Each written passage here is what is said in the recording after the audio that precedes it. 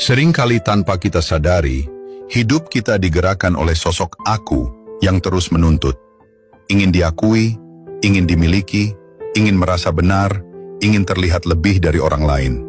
Kita hidup seolah-olah dunia ini berputar hanya untuk memenuhi keinginan aku itu. Dan ketika sesuatu tidak sesuai dengan harapan si aku, maka datanglah kemarahan, kekecewaan, dan penderitaan. Disinilah letak persoalan yang sering tidak kita sadari.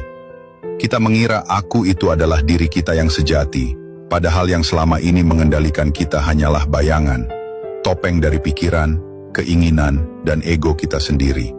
Inilah yang disebut aku palsu. Aku palsu membuat kita hidup dalam ketegangan. Kita menjadi tidak aman, tidak tenang, karena semua hal di luar diri kita terasa seperti ancaman.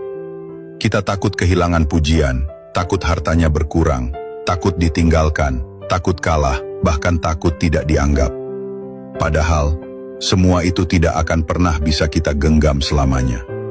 Dan hidup dalam ketakutan semacam itu, bukanlah hidup yang utuh. Sementara aku sejati, dia tenang. Ia tidak membutuhkan pengakuan, karena ia sudah utuh. Ia tidak harus memiliki, karena ia tidak merasa kekurangan.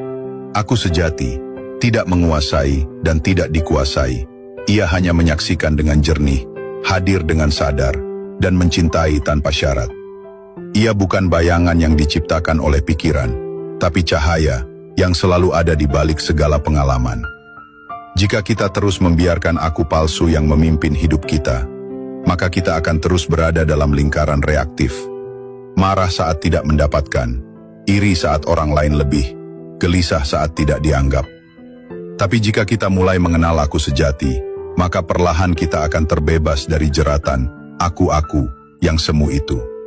Kita menjadi lebih damai, lebih jernih, lebih merdeka.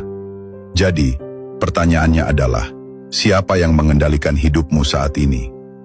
Apakah engkau sedang dikendalikan oleh si aku yang penuh tuntutan? Ataukah engkau sudah mulai kembali ke rumah, tempat tenang di dalam dirimu sendiri, di mana aku sejati menanti untuk dikenali?